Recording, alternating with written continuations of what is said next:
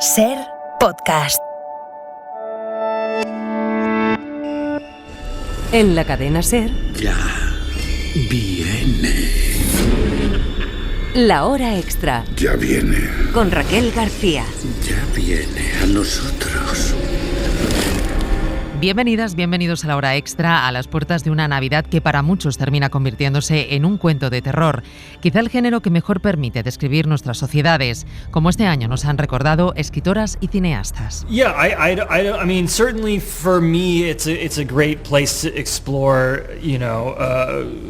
who we are and where we come from and where we're going. Sí, ciertamente para mí es un gran lugar para explorar quiénes somos, de dónde venimos y hacia dónde vamos. Es un lugar que siento como acogedor, pero al mismo tiempo puedo explorar con él la oscuridad también. El estadounidense Robert Eggers se ha atrevido con una nueva versión de Nosferatu, director de La Bruja y de El Faro, que ha convertido lo oscuro y lo terrorífico en un lugar propio donde explorar las pulsiones más íntimas del ser humano. Hoy, en la hora extra, os proponemos una Navidad diferente. Ahí está la ventana por la que suelo sentarme a mirar.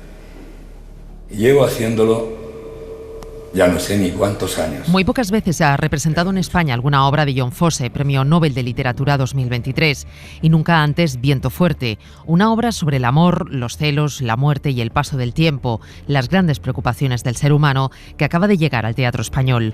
Una historia que nos cuenta el regreso a casa de un hombre que puede estar muerto o soñando. Allí se encuentra a una mujer y a un joven que mantienen una relación en un ambiente de tensión, de confusión y de traición. Felipe García Vélez interpreta al hombre. John Fosse es extraordinario, ¿no? Es muy difícil comprenderlo, traspasarlo. Si lo haces al final es hermoso. Entonces es un mal sueño, se podría decir, pero que este mal sueño lleva hacia la liberación, ¿no? Habla un poco de la angustia personal y colectiva, ¿no? Yo creo que el mundo está lleno de miedo, lleno de trauma, solo tenemos que ver alrededor. Y el arte creo que tiene la posibilidad de por lo menos aliviar o traspasar algo con la belleza y con el corazón. En otro mundo oscuro nos sumerge Jon Esbo, el escritor de thriller más vendido en España, que acaba de publicar El Rey de Os, secuela del Reino, con Reservoir Books. Asesinatos, tortura, chantaje y corrupción que protagonizan Carl y Roy, dos hermanos propietarios de un imperio hotelero en Noruega, los Caín y Abel del siglo XXI, porque como decía el autor en la presentación, la Biblia siempre ha inspirado las mejores historias. I think that without spoiling too much, I'd say that creo que sin hacer demasiados spoilers, los temas bíblicos aparecen en muchas de mis novelas, siempre ha sido así. Y no es porque yo sea un lector ávido de la Biblia, pero la Biblia tiene las mejores historias que hay. Y el motivo por el que elegí el tema de estos hermanos ya no era solo por la Biblia, sino porque tenía una relación muy estrecha con mi hermano pequeño. Jugábamos a fútbol en el mismo equipo, tocábamos en el mismo grupo, hasta que él falleció. Y para mí se trataba de escribir sobre hermanos, incluso aun cuando Carl y Roy no tuvieran esta relación tan estrecha como yo tenía con mi hermano. Se trata más de la cuestión de la intimidad, también de la competencia que hay entre hermanos. Era algo que les quedaba muy cerca y que era importante como motivo en esta novela. I think that it's not necessarily any, connection between. Para mí, al menos, la novela negra es un vehículo para centrarme en la condición humana, en la sociedad y en las cuestiones morales. Y creo que en muchos sentidos esto es lo interesante, porque antes era la literatura religiosa la que trataba el bien, el mal, la moral. Creo que esto lo ha acabado adoptando la novela negra. Por ejemplo, en los países nórdicos, en los años 60 y 70, la novela negra fue la que arrojó esa luz sobre la sociedad y que habló de la moral a nivel individual. Así que para mí los asesinatos, los crímenes, son solo un marco que viene marcado por el género. Para mí personalmente no tiene mucho que ver con los crímenes reales y creo que es lo mismo para el lector. Uno pensaría, por ejemplo, que en momentos de violencia, de traumas, de guerra, la gente se apartaría de este tipo de género porque ya tienen demasiado en su día a día. Pero en el momento de los bombardeos sobre Londres durante la Segunda Guerra Mundial, la gente en los refugios, los libros que más tendían a leer cuando estaban allí y pasaban horas y horas, era novela negra.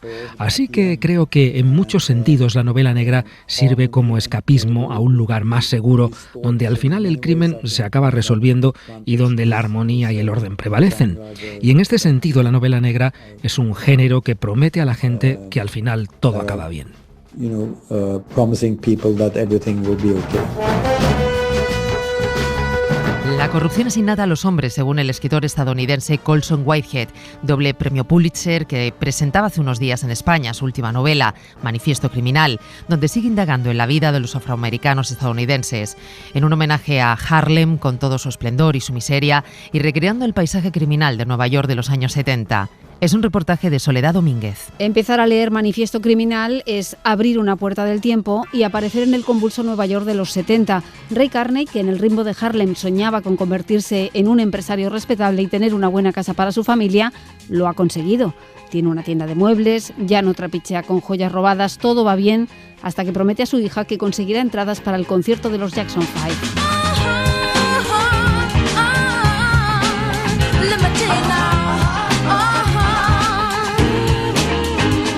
So I'm picking a historical reference that makes sense. Utiliza una referencia temporal que encaja, pero que tiene una segunda lectura, porque el Michael Jackson de principios de los 70 es solo un chico prodigio que canta y baila, pero todos sabemos que luego será un pederasta, que crecerá y se convertirá en un monstruo. Para conseguir esas entradas, Carney se ve arrastrado de nuevo a un mundo del que creía estar vacunado, donde se mezclan los policías y los políticos corruptos, viejos amigos de Lampa, fotógrafos eróticos reconvertidos en directores de cine, traficantes de drogas. Las novelas de Patricia Highsmith han sido una inspiración muy importante. Su antihéroe Ripley era un gran ejemplo para mí a la hora de construir a Carney, porque ambos son personas que dudan.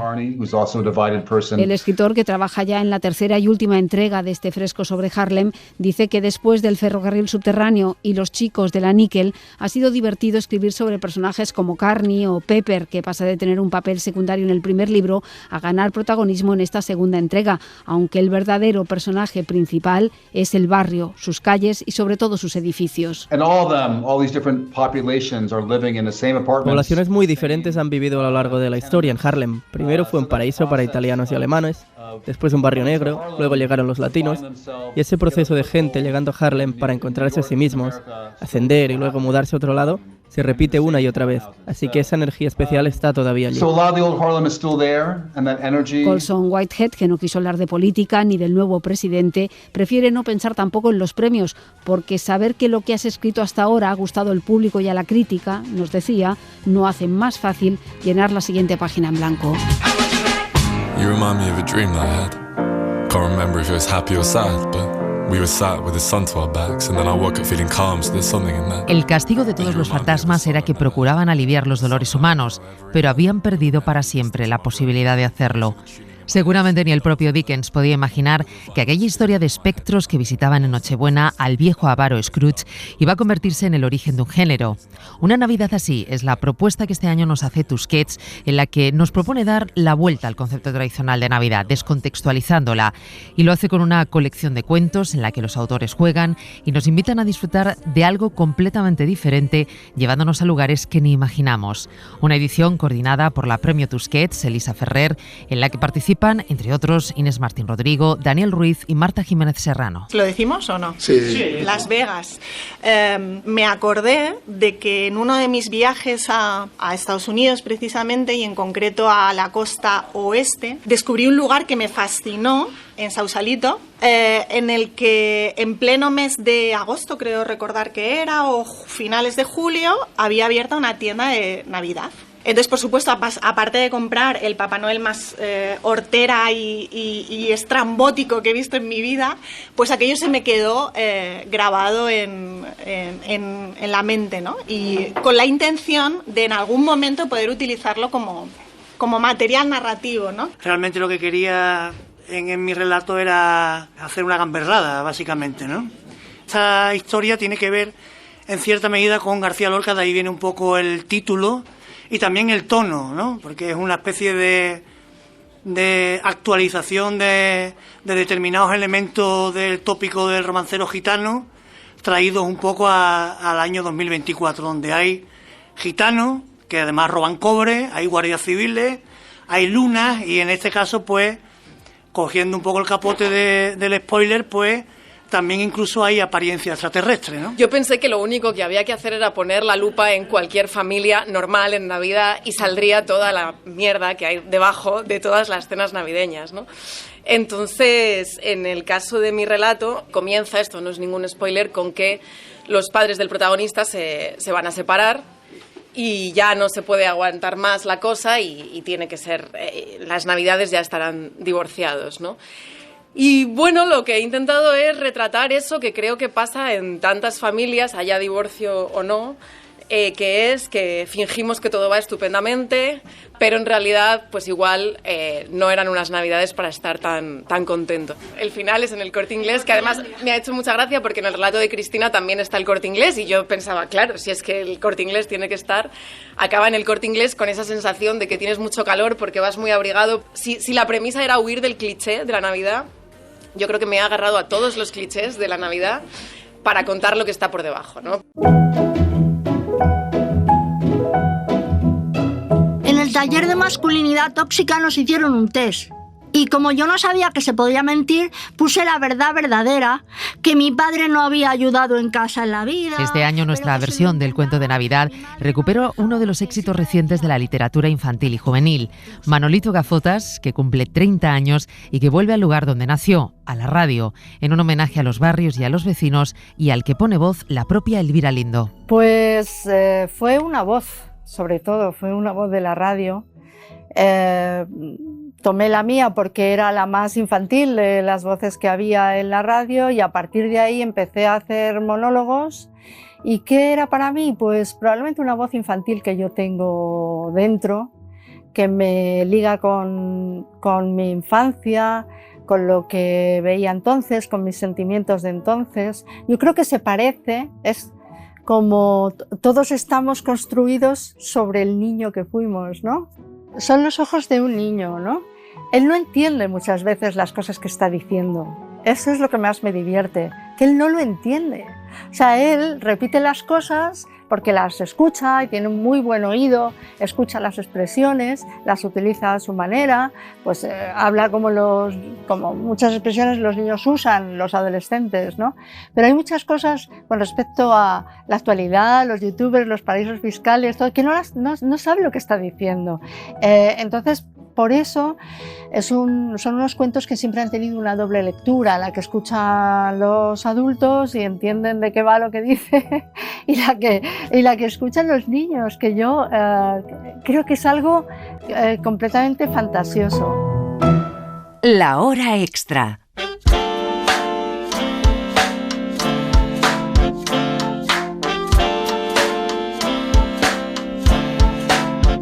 En esta Navidad diferente hemos querido salir de los estudios de Gran Vía para irnos fuera, para irnos hasta el Prado. Vamos a hablar de este museo, uno de los más importantes del mundo, de una manera completamente diferente. Queremos acercarnos a sus obras con otra mirada, la que nos va a descubrir las plantas y las flores que hay en sus obras maestras. Hoy vamos a dar un paseo botánico por el Prado.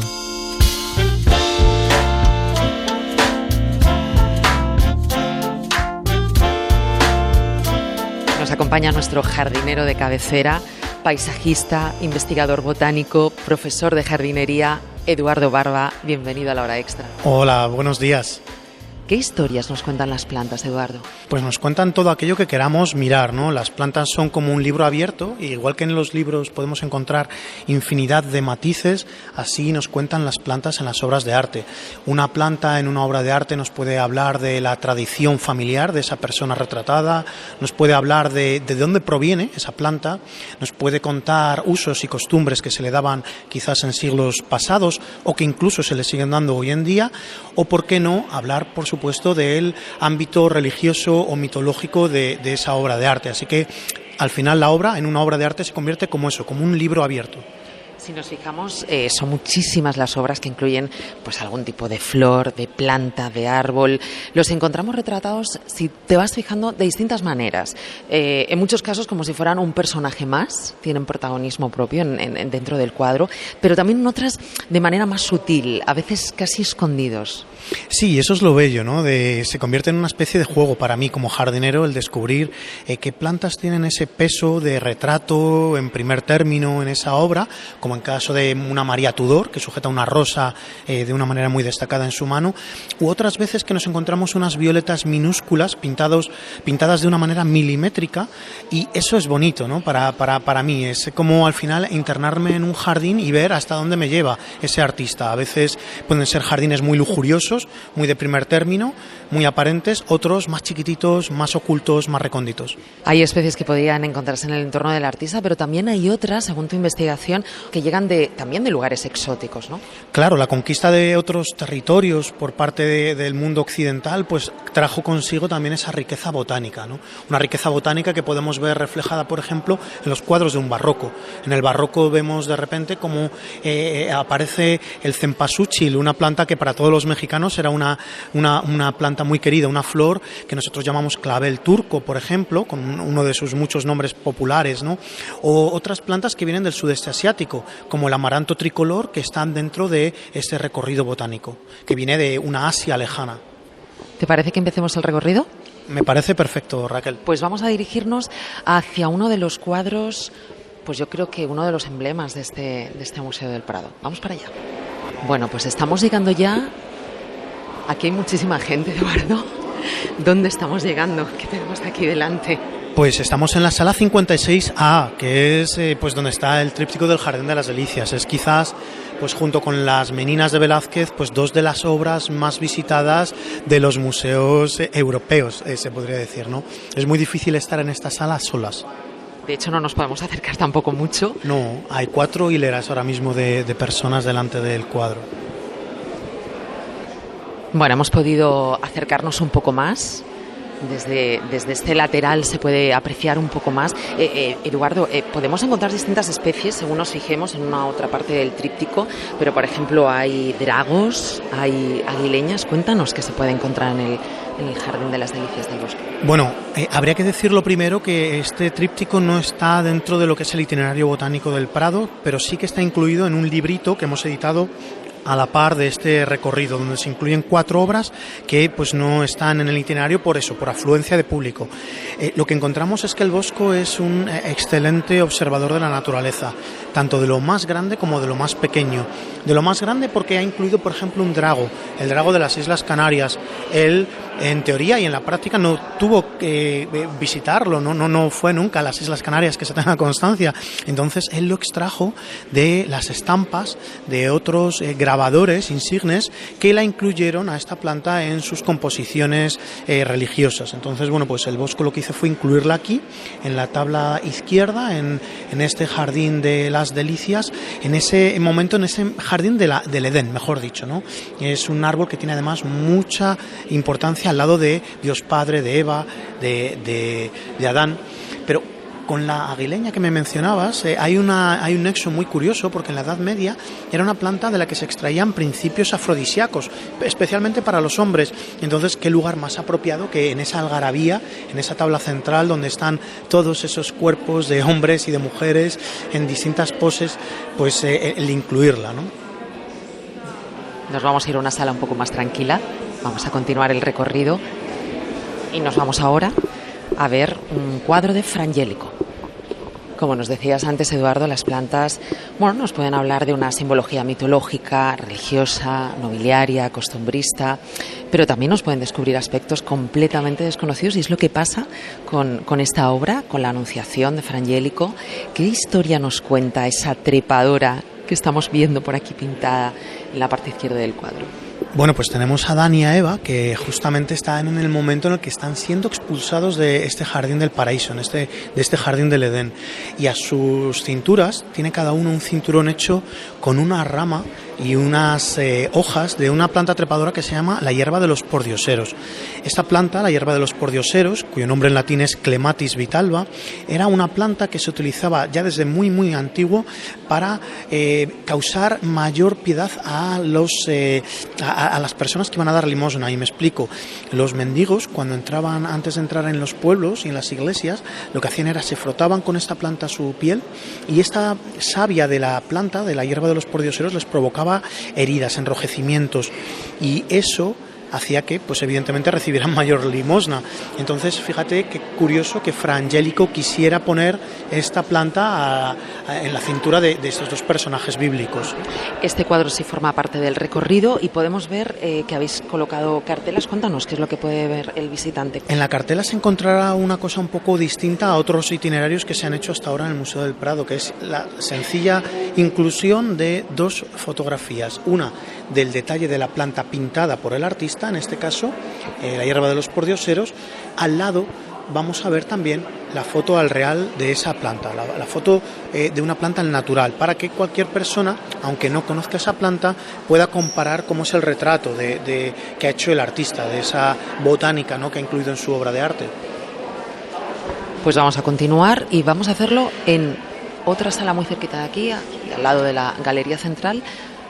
También otra obra muy, muy importante del Museo del Prado. Bueno, aquí también nos cuesta un poco acercarnos. Es otro de esos grandes cuadros con muchísima afluencia de público. Estamos delante del descendimiento de Van der Weyden. Cuéntanos, ¿qué podemos ver aquí? Lo que tenemos delante de este descendimiento de Van der Weyden es la maravilla, porque es un artista que ha sido capaz de captar, como todo el mundo sabe, pues todos los detalles y dando la textura apropiada a la carne, a las telas, a los tejidos, a los metales y también a las plantas, por supuesto. Esa es la típica obra en la que nadie se fijaría en las plantas, porque las plantas no es tan evidente. No es tan evidente. Están ocupando la parte inferior, están en el registro inferior de la obra. Veríamos como una especie de friso de pequeñas plantas herbáceas donde hay más de una docena de especies perfectamente identificables y donde todas y cada una de ellas pues tienen algo que decirnos.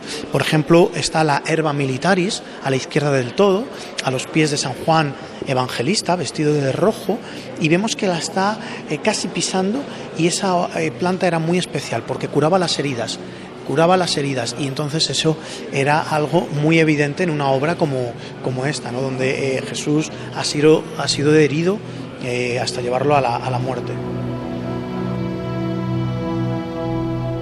Todo el recorrido lo podéis escuchar en Ser Podcast y en todas las plataformas de audio. Sin las plantas y los árboles estaríamos perdidos, nos decía Eduardo Barba.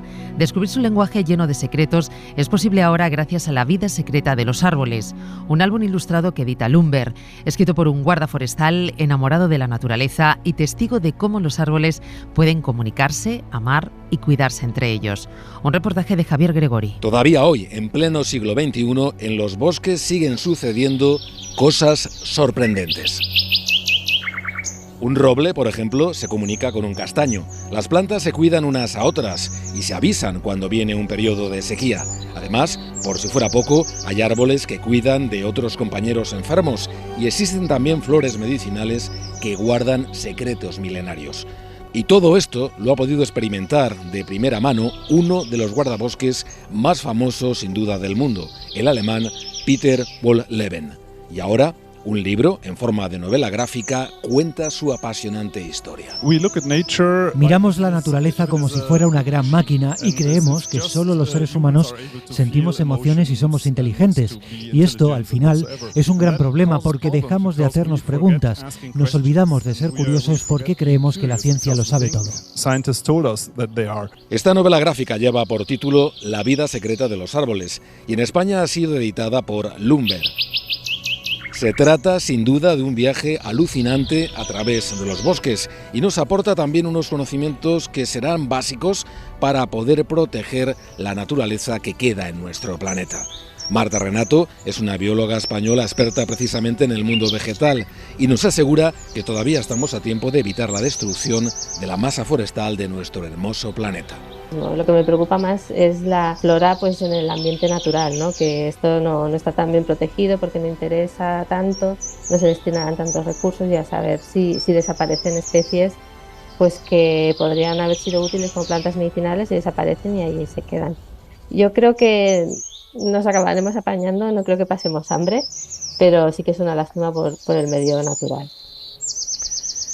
Pero los bosques son un mundo muy frágil y no solo suministran buena parte del agua dulce y los alimentos que consumimos la inmensa mayoría de los seres humanos, sino que también de los árboles se extraen desde hace miles de años los instrumentos musicales que nos alegran la vida. Y de esto sabe mucho también el músico gallego Abraham Cupeiro. Sí, mira, aquí tengo por ejemplo un instrumento que sin necesidad de ninguna máquina, esto es una tilenca rumana, puedes hacer un tubo cilíndrico perfecto simplemente quitando el corazón blando que tiene dentro, es decir, naturaleza, ingenio, tiempo y después virtuosismo para tocarlo. Esto es una rama de un árbol realmente, de un sauco, que en invierno se corta y le quitas el corazón blando que tiene dentro y queda un cilindro perfecto y como ves no tiene ningún agujero y se pueden hacer cosas tan increíbles como esta.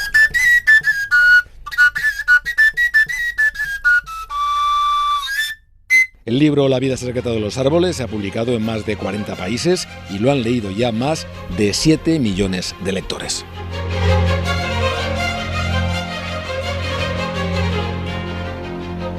No sabemos si las Navidades son para estar en casa en zapatillas, pero hay quienes creen que la vida sí.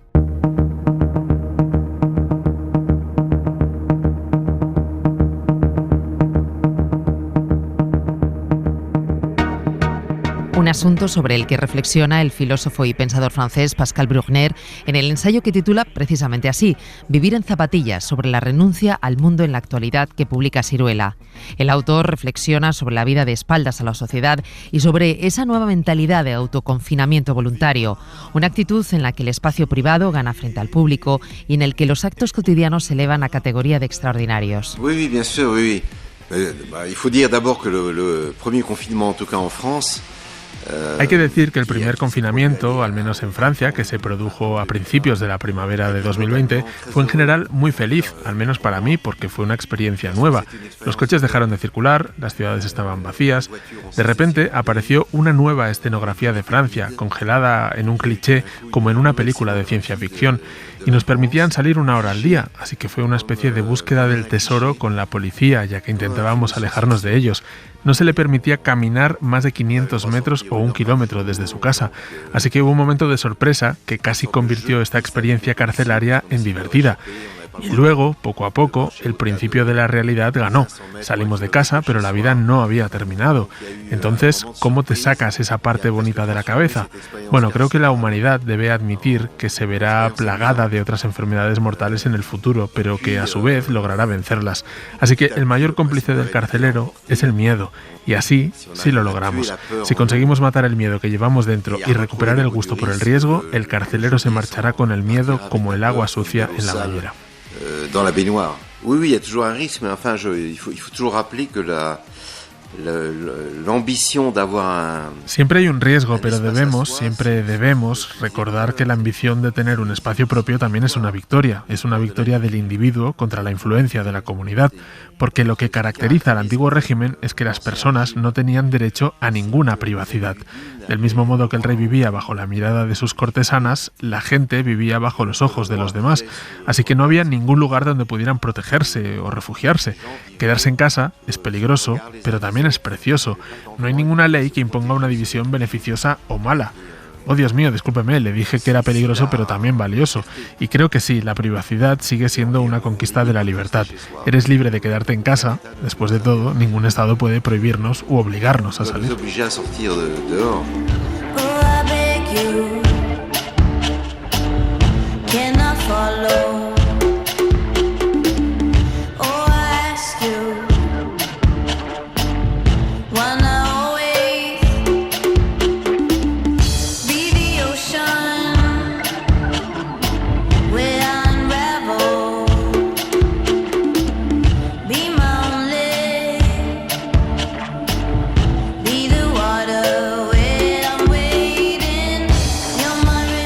Gracias a María Jesús Rodríguez, que ha estado al frente de la realización, y a los que nos escucháis cada semana al otro lado. Adiós.